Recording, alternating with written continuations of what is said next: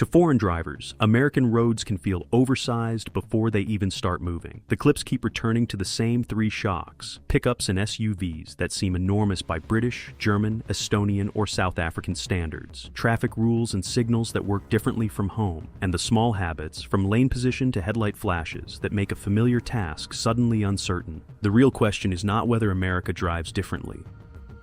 It is which differences come from vehicle culture, which come from law, and which are simply unfamiliar conventions. But anyway, this is not the point of the video. The point of the video is to ask Americans, in your opinion, what is the most reliable truck, okay? I seriously want one. They are so sick. They're so cool. In the UK, I'm deprived of big trucks, okay? The biggest truck in the UK is probably the Ford Ranger. Probably, or Ford Raptor. That's the biggest truck we have in the UK, I'm pretty sure. If not, please do correct me, but yeah, I'm deprived of it and I need to come back to the US ASAP. That is a beautiful car. Yeah, having fun with the diesel prices, is he? Just come out the gym in England and I've come across my favourite truck, a Dodge Ram. Check out this beauty. You never see these types of trucks in the UK, but obviously in America, they're everywhere. This is a thing of beauty. My friend Gene's first time seeing. What do you think, Gene? He can't be having fun with the petrol prices. Nobody warned me about how big pickup trucks are in America. The very first day I landed here, I got picked up at the airport in Colorado. I was walking through the parking garage and we're walking past all like these normal sized cars, or what I consider normal sized cars. And the guy I'm with stops and says, this is mine.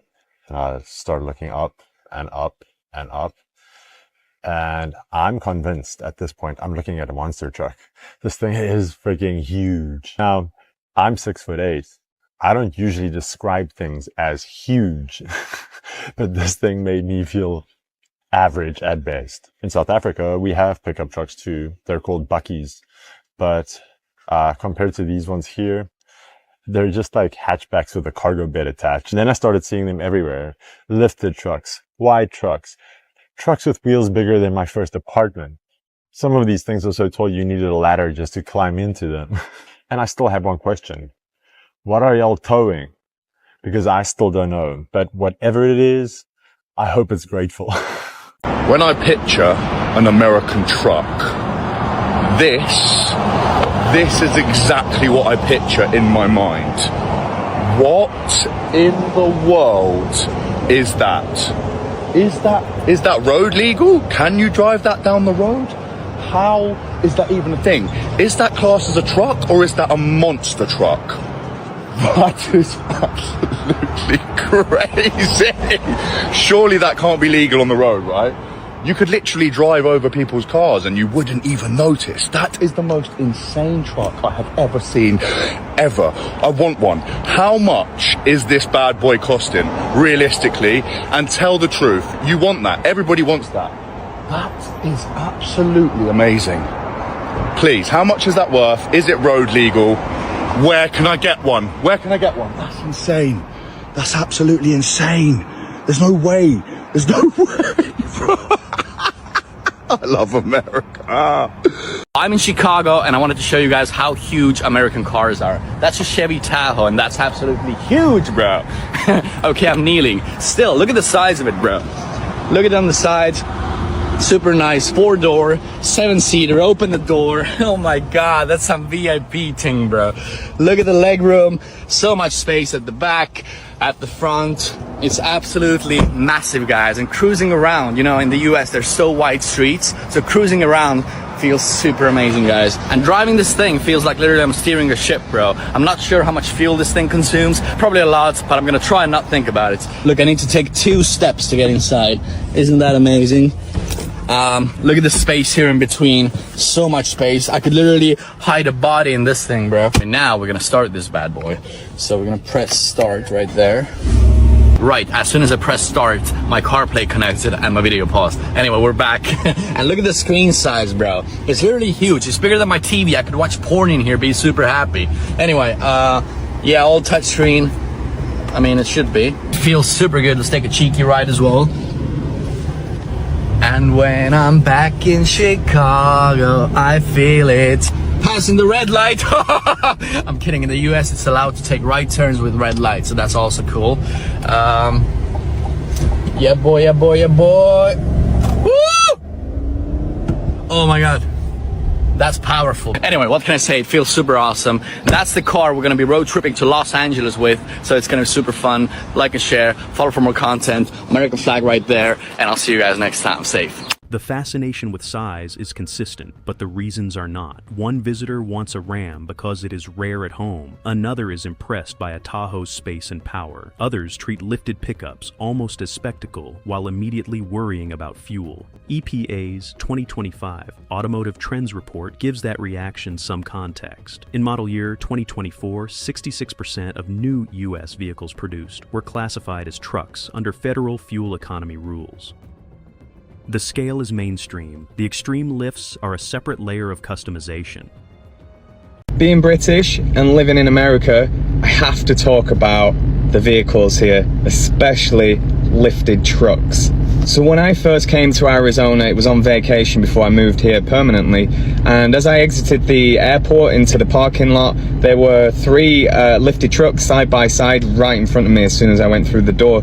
I mean, and the trucks here versus in the UK are already massive anyway, but then when they put a lift on it as well, I was like, holy shit, like looked like monster trucks to me.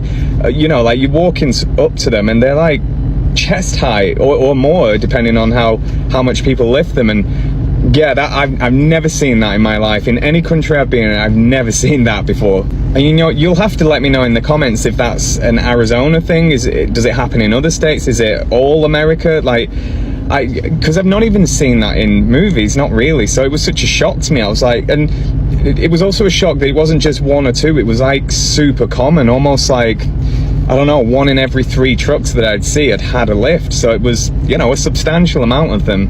And this is the thing with lifted trucks. I've got used to it because I've been here a bit now, and you know, you quickly get used to things. But every so often, one will catch me off guard where they've, I don't know, done like a 6-foot lift on it. Like you could probably work on that car underneath it by just walking under. You wouldn't even need to lie down or anything. So, you know, it's crazy. I can't get my head around it. They're literally monster trucks. And some of the other vehicles I've seen here on the roads that I've never seen on any other road, and you know, especially in the UK, are the ATVs, like the Doom buggy sort of things. They're so cool, by the way. I want one of them at some point. But those, I mean, and you know, to think some people just use them as like a daily, or you know, I've seen them going to the grocery store and just, you know, whatever, just driving them around. And I don't know, it's just, I guess it doesn't rain here, so it's different. You could do that. You wouldn't want to do that in the UK, even if you could. I don't know if you can or not. I've never seen one on the road in the UK. However, I see them here all the time. And I mentioned in another video about the golf carts. People just drive them around on school runs, and I've seen them at grocery stores. It's crazy. And then you know what you guys called a semi, we call that a lorry. Even them are massive. You know, it's like people talk about America and say everything's supersized, you know, especially when they're talking about like food portions and things like that.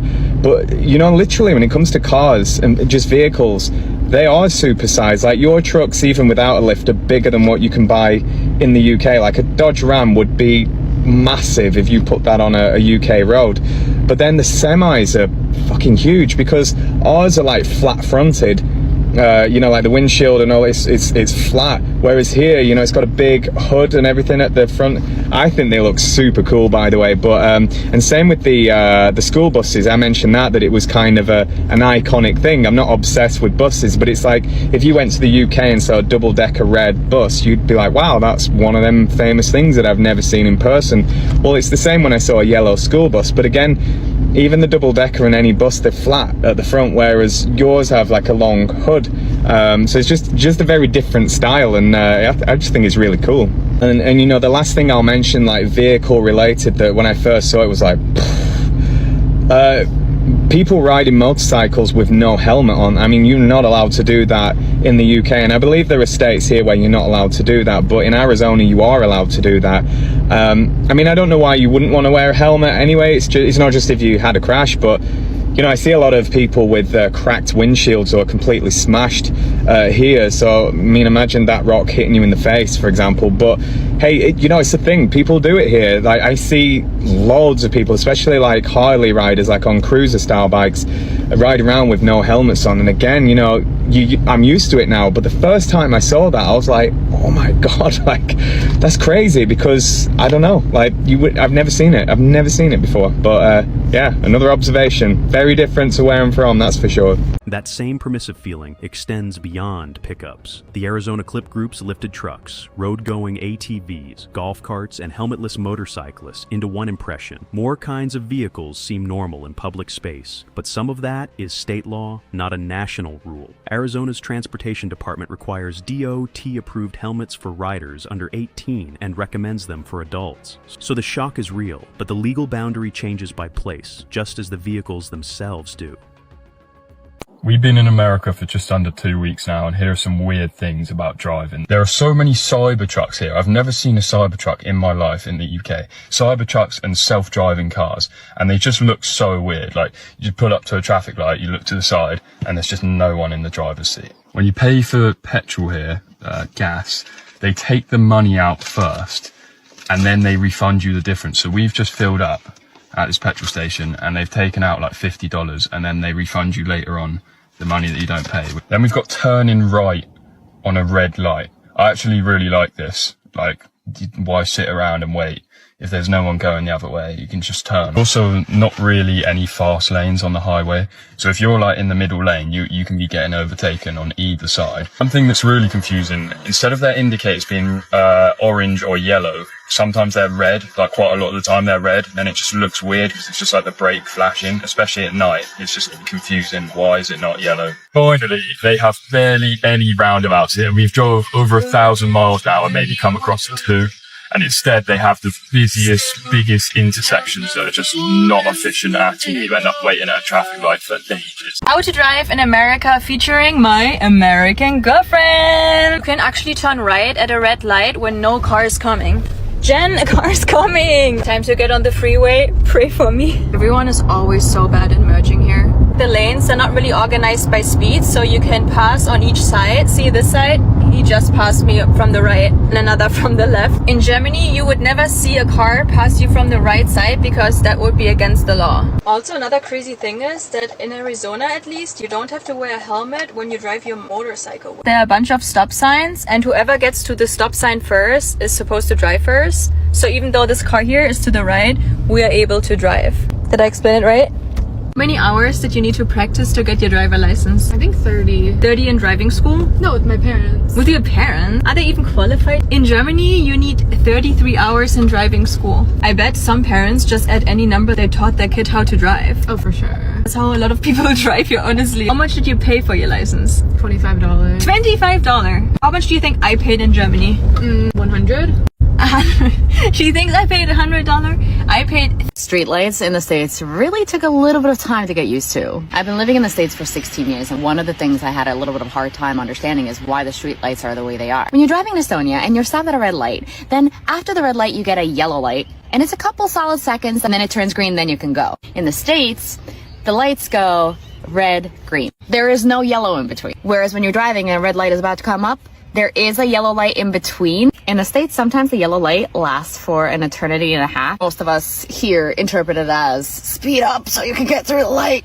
We can turn right on red in the States, but you can't in Estonia. Additionally, a lot of people turn left here on a red. They go into the middle of the intersection as the light is about to turn red, and then once it turns red, that's when they make the turn. I have not gotten used to that yet. Also, a lot of people pass you on the right when you're trying to make a left turn on a one-lane road. A separate note about pedestrian lights, because I didn't drive until I was 23. In Estonia, the pedestrian light turns from green to red, whereas here, it's a red hand says stop, and a white light shaped like a man that says go. Now, the disagreement is less about taste and more about traffic grammar. The British and German speakers both notice right turns on red and passing on either side. The Estonian speaker focuses on signal sequences and pedestrian displays. Federal traffic control standards even specify signs for places where a turn on red is prohibited, which explains why visitors encounter the maneuver so often without making it universal. What feels chaotic to one driver can be a learned local rule to another. Cape right, Cape right, Cape right, Cape right.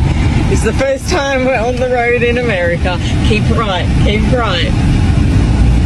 Oh my gosh, first time. Alright. Just want to be positive. You're driving! Here we are! We're in the USA for the first time and I have to drive the car. The driver's side is on the other side of the car and I am petrified, as is Sadie, because obviously we've never done this before, so wish us luck. I fucking did it again! Come on girl, pull it together. Seriously, where's the gas stick? How shall I get out of here then, do you reckon? It's right side, right side, right side, right side, right side. They're probably like, hurry the F up. Yeah. I've done it again. Drive. Right. Or look at this. What? The speed. What does it say? Where of is the it? people that are like driving. Oh. Holy fucking shit, Sadie. We're going for it. Right. Yeah, we are. Is this weird? 10 and 2, 10 and 2. We're on the right. On the right. Right, at the next set of light. Not these ones, but the one. I don't know what the speed limit is. 45. Okay, shit. 45 Where's miles. the miles? Oh, don't you tell me this is a ride on red. Weird. Oh, that's weird, I really do.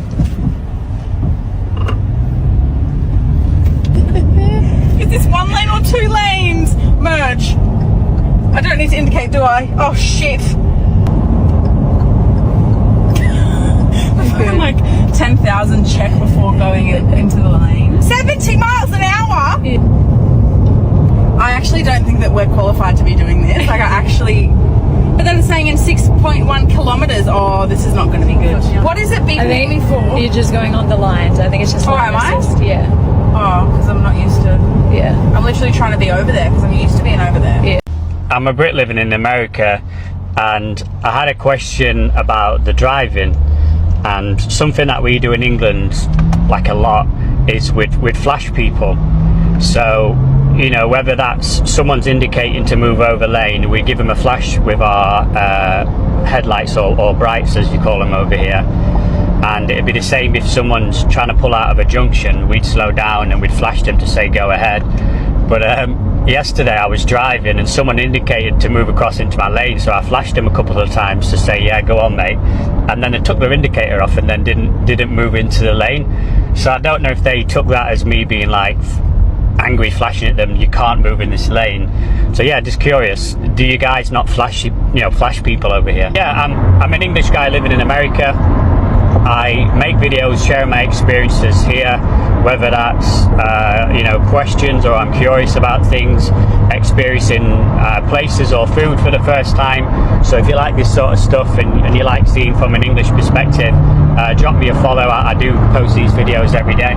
Knowing the rule is not the same as feeling natural behind the wheel. The first-time drivers keep correcting themselves to stay right, while the British resident finds a subtler problem. A headlight flash meaning go ahead in Britain can be read differently in America. These moments show 2 layers of adaptation, physical habits, such as lane position and social signals rarely written into a driving manual. The second layer is harder because nobody announces when the meaning has changed.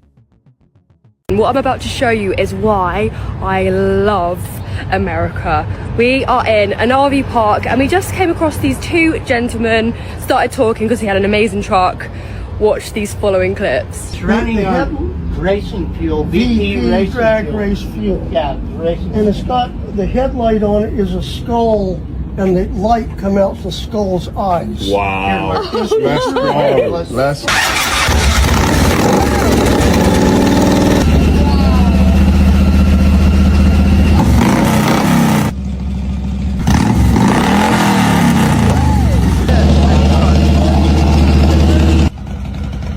size difference. Crazy. That sounds amazing. What year is that? This is in 1999. Wow. Yeah, 1999. It's like Batmobile. Oh yeah. This is C5 gear range. And these are really badass because they've got all aluminum LS motors.